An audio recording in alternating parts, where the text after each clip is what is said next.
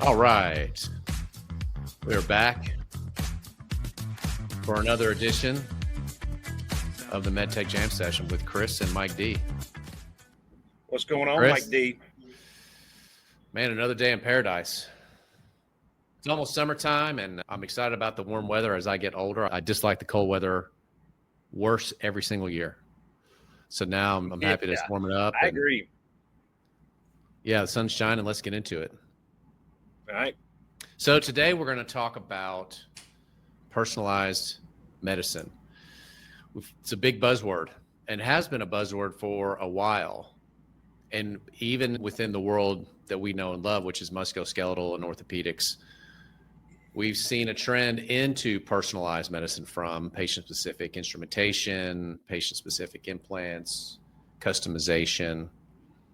What do you think about when you think, Chris, about personalized medicine in ortho or in musculoskeletal? What sort of comes to mind? The ability to be truly specific to what the patient needs. You know, we think back about our careers and all the time that there was a customs department. And then there was patient matching. And I think it is truly getting to a point to where it is being well refined. And what we're going to hear a little bit about today is the implementation of AI and automation in personalization. Well, I'm looking forward to that. You know, as I think back, I think about there was a company that is in the business that had a need designed specifically for women. Yep. So they said. That's right. And that was sort of one of the first stakes in the ground that we are developing systems for a very specific group of people. Now, what they did was clever, not at all really, I would say, innovative. But it did, I think, kick off some thought into, okay, well, people are different. People are shaped differently. And because they're shaped differently, they walk differently. And because their biomechanics are unique, their kinematics are different. And so I think some of the challenges in joint replacement, for example, are that, and we've heard this, if you look at the patient-reported outcomes, it's my knee doesn't feel normal. It feels funny. And it could be that it's not, quote unquote, personalized for that patient. Not just does it fit them anthropometrically, but does it align with their ideal kinematics? Absolutely. Anyway, because we've always known the hip bone's connected to the knee bone. This is true. And the humerus is a funny bone just in general. All right. Let's stop goofing off and let's bring in the expert. So we have an expert to the stage today. Good to see you. I'm very excited to be on the Jam Session. We're very excited to have you, Ju. Welcome. Formus, personalized orthopedics at scale. That's what your company is all about. Give us the 50,000 foot view of what that means to you, and then we can go from there. How's that? Yeah, absolutely. And first of all, it's a real honor to be chatting to veterans of the industry. It's always a privilege for someone down in New Zealand to be able to be on the radar of you guys.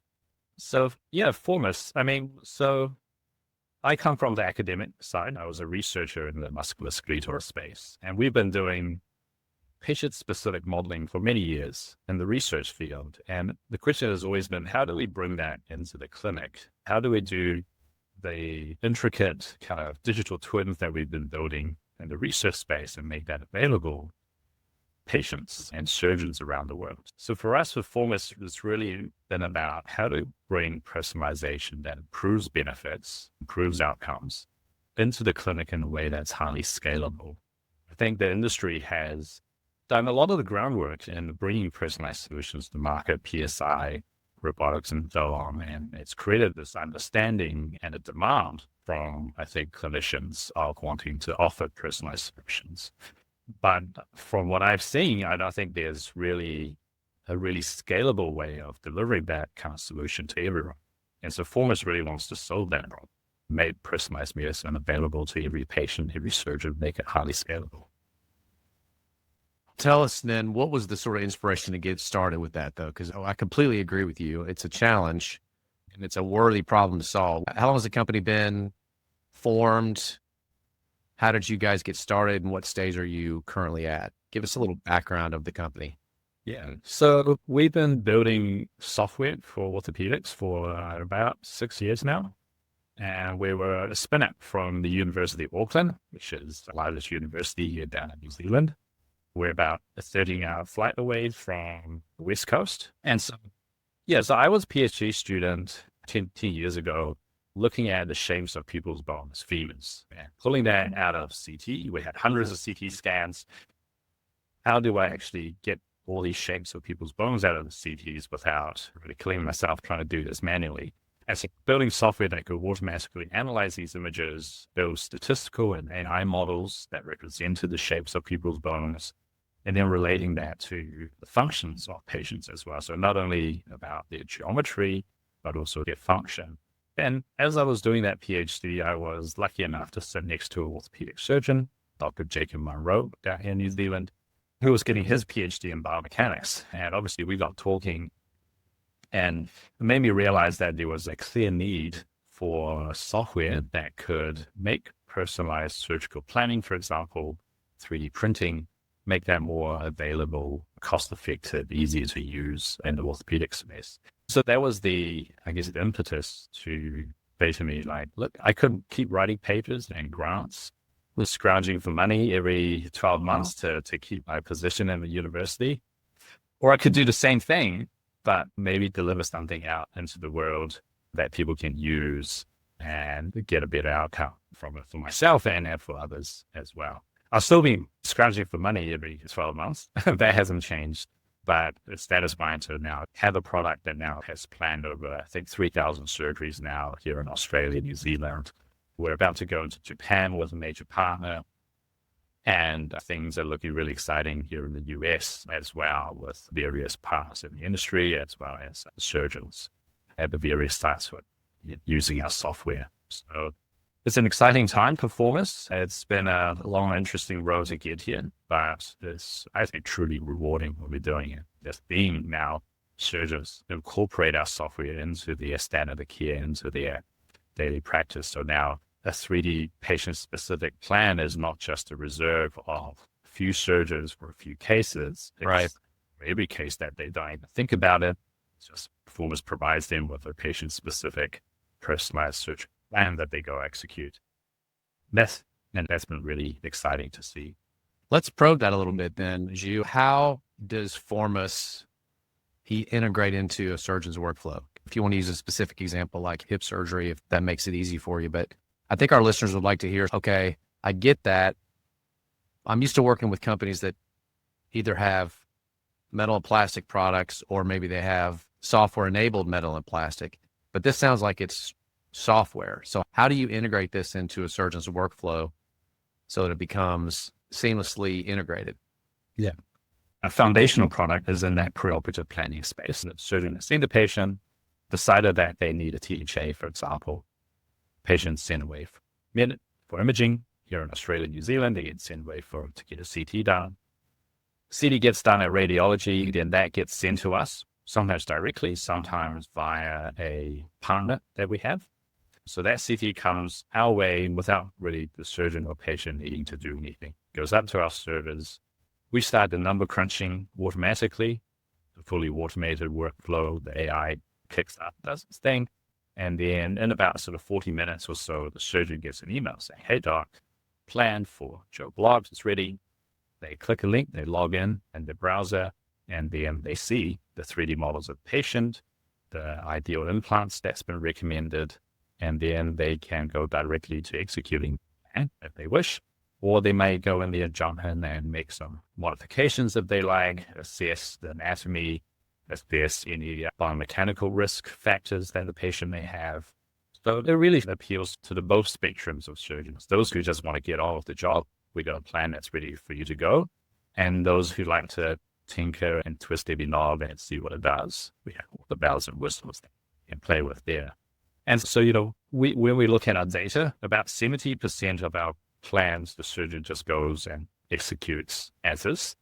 So this is probably representative in the wider sort of population of surgeons, or ones who just want to get on with the job. And then those remaining 30-40% like to make some modifications. They'd like to think a bit more about their particular patient.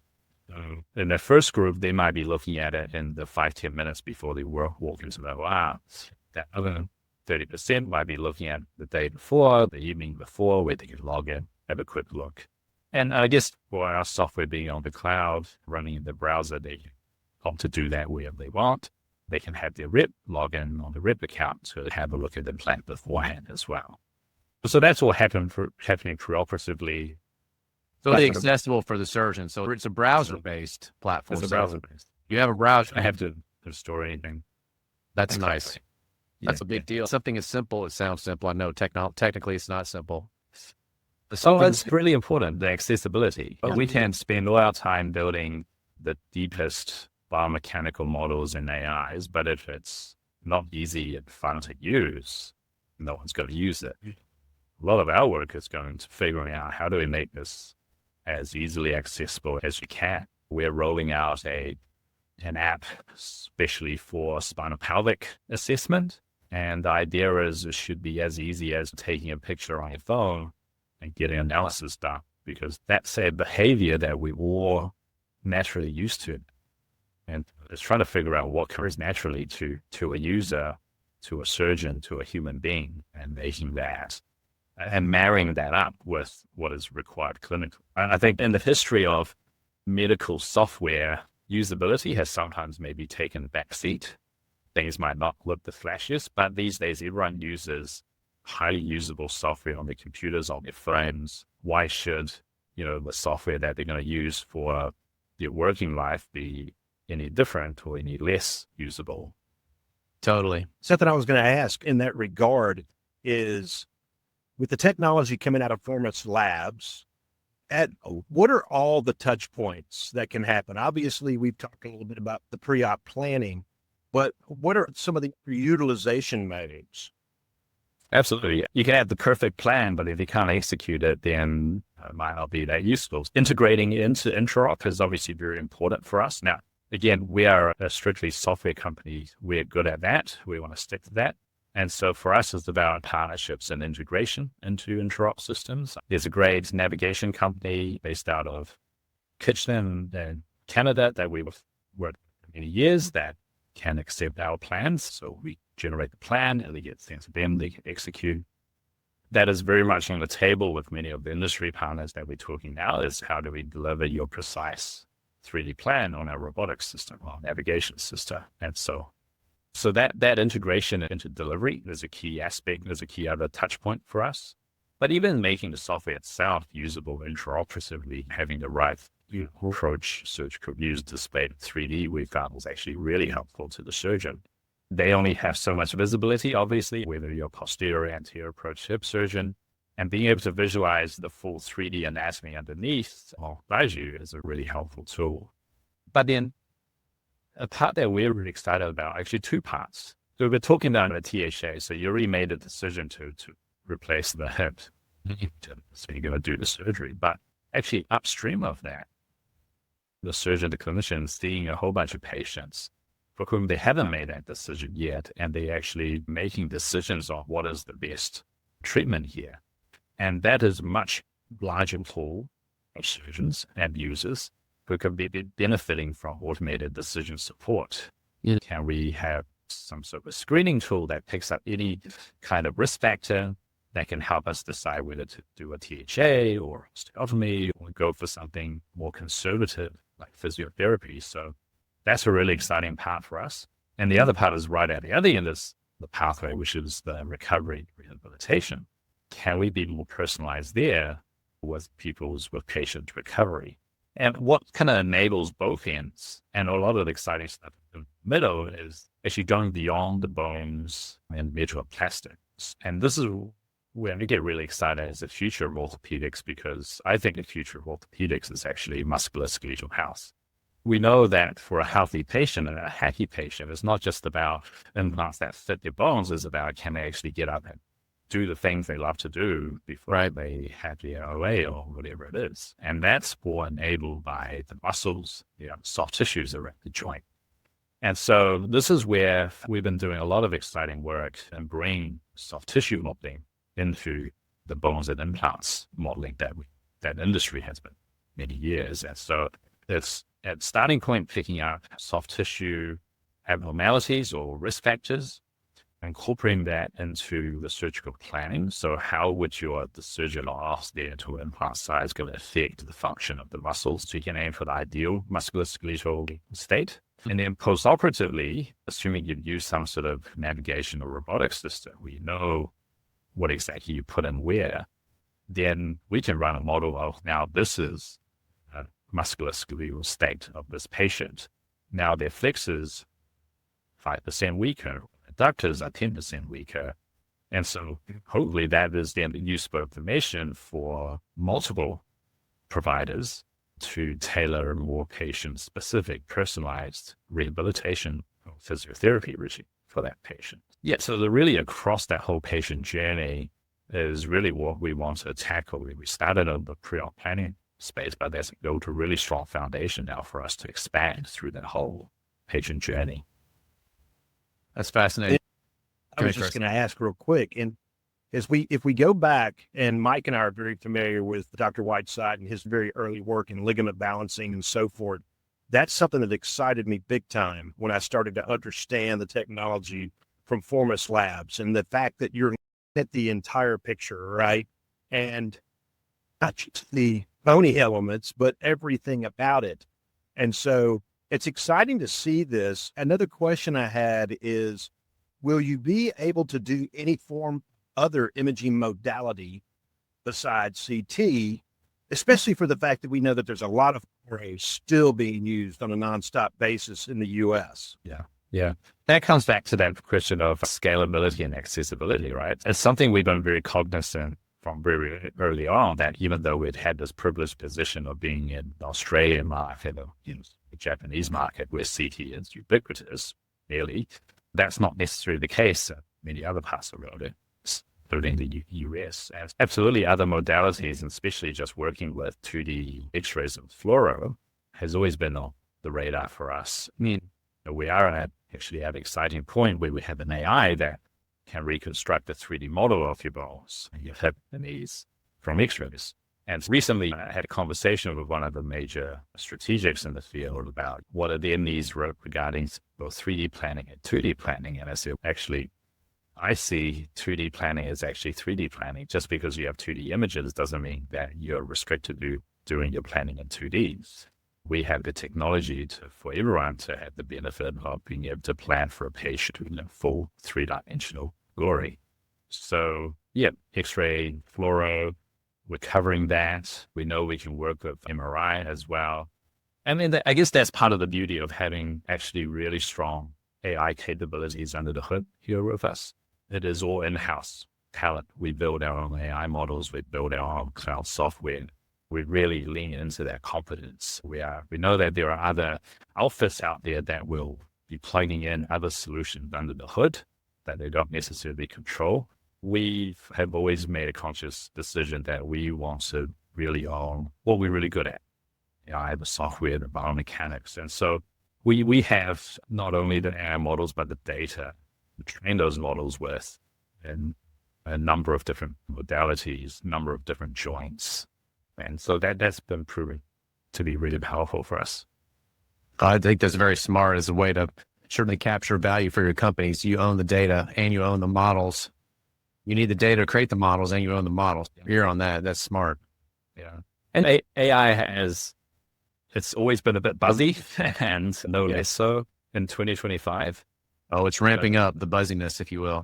Yeah, absolutely. Yes. I like to say we were onto the AI before it was cool. There you go. We're using machine learning AI to do a lot of things to do with measurements, landmarking, image segmentation before the whole large language models really took off. But today we're looking at how do we extract as much insight and data out of not only imaging data, but other kind of modality of data as we can, because it's while they might not put their hands up or write it in the paper, I think probably a good chunk of surgeons now are using ChatGPT or whatever as part of their practice. And which on one hand is great, it has many benefits, but you also look at the risks of doing that in a platform where you don't know who controls that data and what they're going to do with the data that you're sending them. And so we want to create a space, if you will, where users can take advantage of the latest AI models and get insights that they need without compromising patient privacy and even their sort of professional privacy as well. Yeah, that's another sort of exciting thing. That's what we're looking at. That's all. Hi, listeners. As a MedTech leader, you know how hard it is to scale up your sales team and prepare them for a successful product launch. If your reps are still digging through cumbersome shared drives and web portals, clicking through an LMS that no one uses, or relying on email newsletters to stay current, it's time for a change. Your reps, they're on the move. They need on-the-go content and a single source of truth. And that's where Convey Connect comes in. It's a mobile-first, company-branded app that gives your sales team instant access to training, sales tools, and company updates all in one place. At Convey Connect, we can have your customized, white-labeled mobile app deployed to the app stores in just a few weeks, so your sales team is resourced and aligned to win. So if you're scaling your team or prepping for a big launch, please check out conveymed.io, schedule a quick demo. We would love to show it to you. So now back to the show. Has the expansion of compute power helped you guys? That seems to be the technology as other AI tools become more ubiquitous, that more power, more compute, more DPUs, stronger supercomputer farms and so forth. Is the ability of as the technology, the core technology expands, is that going to allow you to do more than even you're doing now, would you say? Yeah, absolutely. I remember when we started and we deployed our first AI model to the cloud, we had to actually shop around to the different cloud providers to see who actually had the GPUs that we could do this on. And it wasn't Amazon time. It wasn't AWS. And since then, everyone has scaled up their cloud compute, particularly GPU compute capabilities. And we've been able to take advantage of that to make our processing faster and more accurate and do more things. But it also has been, from a commercial perspective, advantageous for us that we built our models in those early days constrained by the hardware capabilities, which means that it's relatively low cost for us to run with. You hear that in the news about just how expensive your ChatGPT queries are, how much water and natural resources they churn up. And I guess it's for us, from a business cost and I guess an environmental perspective, our AI models aren't resource heavy to do what we need to do. And that has served us well. And I think it makes an appreciable difference on the burn rate where you don't have to hook it up to the most expensive Google Cloud or AWS instances. That also gives us a lot of headroom to do more with the computing power there is now around performance capabilities. Awesome. I'm curious to know you about your business model. Sounds like you are on the market in some markets. Tell us what markets you're on the market in and how you are making money. Yeah. So we've been on the market here in Australia, New Zealand for the last sort of 3 odd years. And I don't think it's a secret that we had a partnership with Zimmer Biomet in this part of the world. And we're a software company. We like to see ourselves as a SaaS company. And so really that's the business model we bring into this part of the world. In Australia and New Zealand, we're an enterprise SaaS company. We have effectively a SaaS agreement with ZB. Yeah. And that is also how we look at our business model with other strategics. Okay, so your revenue stream comes through the strategics, you're not going directly to the hospital or the clinic or the physician at this stage. That hasn't been the case up till now. And that has come with definitely some advantages. It's allowed us to sidestep reimbursement. We get to leverage the marketing sales firepower of the big guys. And so that's worked well for us. But as we look out across the rest of the patient journey, as we're talking about, and we go into places that maybe the strategics haven't really gone into yet, or we see there is better, more efficient ways of adoption, monetization, like going direct to the users, that is definitely something now that we're looking at. So As we're looking at some of these, our new kind of soft tissue analysis tools, patient risk factor screening tools, we are talking more directly now to the providers, because we think that is where a SaaS model for these kind of tools can work. So we're coming in from both ends, I suppose. There are definitely parts of our tech stack that make sense as part of a strategic ecosystem. And that's not necessarily just a pre-op planning tool. Underneath the hood of the pre-op planning software, there are lots of components, image processing, implant simulations that can and are being plugged into the backends of other systems. We're all about providing that scalability, not necessarily always through our flagship product, but sometimes it's about plugging into the backend of other people's systems to make other people's systems more scalable. And as long as we're clipping the ticket in some way, it's a win-win for everyone. But yet, as I said, also, as we come out with these other sort of tools, hitting touch points in other parts of the patient journey, it's all about talking directly to the surgeons, their practices, the hospital groups as well. These are all those tools that are going to be literally launched over the next 18 to 24 months. That's right. Yeah. And again, we're leaning into our software SaaS roots by taking a very, I like to think, lean approach to getting things out there, getting things tried, even at an early stage, with all the usual disclaimers and provisos provide. But get it in their hands, have them use it, give us the feedback. We know we can iterate quickly. We can make changes on the fly within the scope of our quality systems and all of that.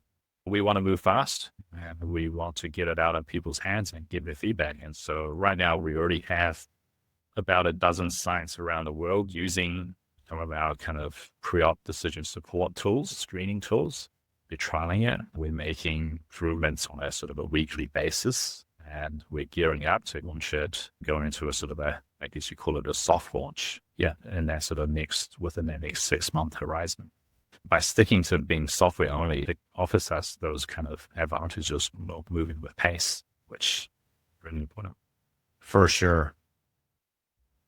Yeah, it's a big advantage for you. You don't have to wait 6 months to have a part made. Yeah. When I talk to some of my friends who have companies with a hardware component, we count ourselves lucky. Yeah. So I suspect you're raising a fund right now. You're raising a round. You have all the big plans. Tell us how that's going and what that looks like for you. Yeah, we are raising a round at the moment, and it's not a huge round. We got some pretty, we think, exciting commercial milestones just ahead of us. And so we're being prudent in our capital strategy there. We have a pretty strong investor base here in New Zealand that have supported us over the last few years. They are very excited about what's ahead. But at the same time, we've been talking to a number of VCs, corporate VCs in the US, as well as sort of Asia Pacific in general, who I guess know us and knowledgeable about the MedTech and orthopedic space, who understand us as a company and how we fit into the ecosystem. We're very excited about bringing some of them onto the cap table as well, who I think will serve us very well in the next phase of the journey. It's a race, so it comes with all its up and downs and all the hard work, pounding on payment you got to do. Come over to the US as often as my wife lets me. You got to press the flesh. You got to meet people. You got to talk to them face to face. That's all part of it. But along those journeys, I'm always pleasure to be able to meet amazing surgeons and amazing people in the industry as well. Yeah, I'm enjoying it. The struggle is real, but it's an exciting time for us. I'm quite excited about how the round is coming together. We got some, great support from existing and new money coming in. But it's important to have support from your existing investors. It's a vote of confidence for your new investors. Yes. Yeah. It's a sort of a chicken and egg, and it's a positive feedback. Existings like to see new money validate investment, and new money likes to see this existing validate investments. We've got a good system going on. That's very well put. 2 quick shout outs that I want to think about here. The first one is, what would you say to U.S. distributors that you'd like to be eventually partnering with? Because they will be listening to this at some point. Yeah. And I think the opportunity for connection is sooner than later. That's the first thing. The second thing is that, do you see yourself, and are you already thinking this way, about becoming the informative intelligence of robot integration? That's a lot to unpack there. I'll tackle the first one regarding distributors. Yeah, look, I would say what we have here at Formus is something that is truly differentiated.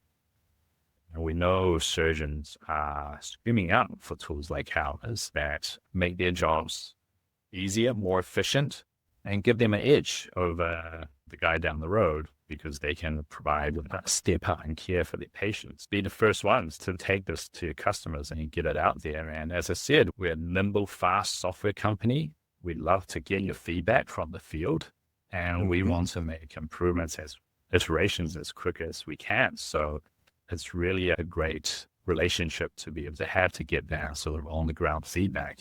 We want to work alongside you and getting these products out to the customers. To the second point, I can't exactly remember the words you used, but they were informative intelligence in robot integration. Absolutely. Everyone has gone out and bought themselves a robot now, right? Or some sort of a navigation system. But it's always screamed out to me that you had an incredibly precise, high-performance machine. But if what you do is telling it to do the same old kind of subjective kind of plans that we've been doing, are you really getting the most out of it? And without treating my horn too much, I think a Formus planning system that looks across the patient's whole journey holistically should really be the brains of a robotic system. That's how you're going to get the most value out of this significant investment that you've made. This is how you're going to your robotic system apart from the next guy's robotic system. With information like the soft tissue state of that patient, now you can really leverage the precision of your robot to make those minute adjustments to really optimize that knee or that shoulder or that hip.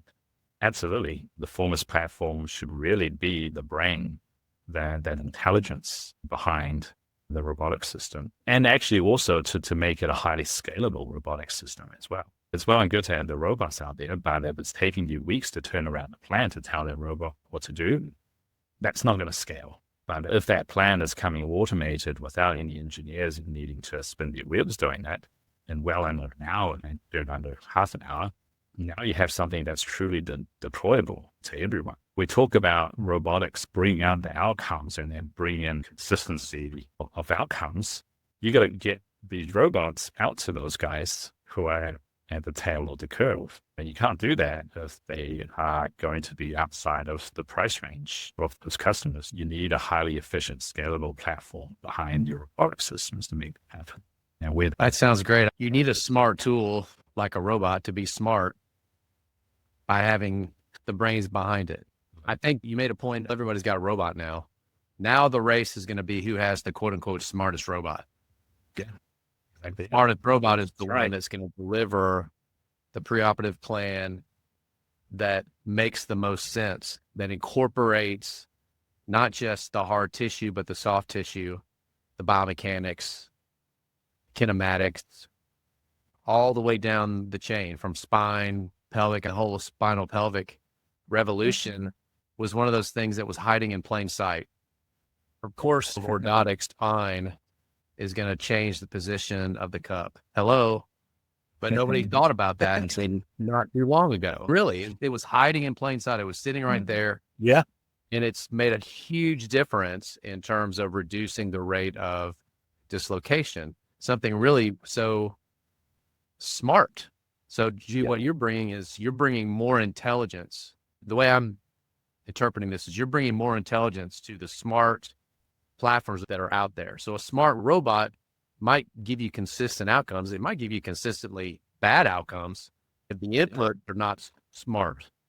Absolutely. That's exactly it. You could be precisely doing the wrong thing every time. And so you really need that intelligence to actually say, you sound like my wife. Precisely do the wrong thing every time. Yeah, and I spoke to Dr. Medorchik a little while ago, and he said, I've been banging on this for 7 years now. The message is finally getting through, and it's making a real difference. But I wouldn't say it's still necessarily an easy concept to pick up for many people. So we want to provide the tools that help them do that. And instead of them having to think about it, because not only Robotic has published on it, many others have now published on it. And now there's a dozen different spinal pelvic ways of doing the measurements. For the average surgeon, you're like,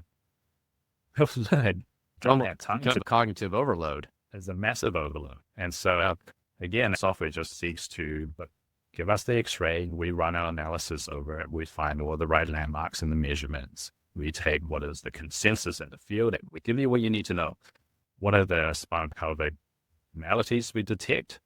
And what's your target safe zone for your cup?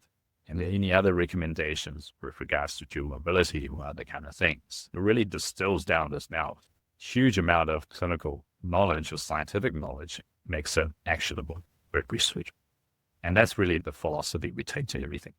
Huge amount of complexity we should be taking into account to give the best outcome for the patient, but let's make that easy and actually on every patient for every surgeon.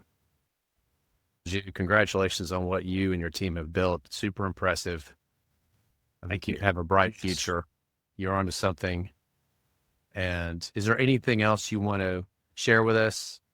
More specifically, if people want to learn more about Formus Labs, where should they go?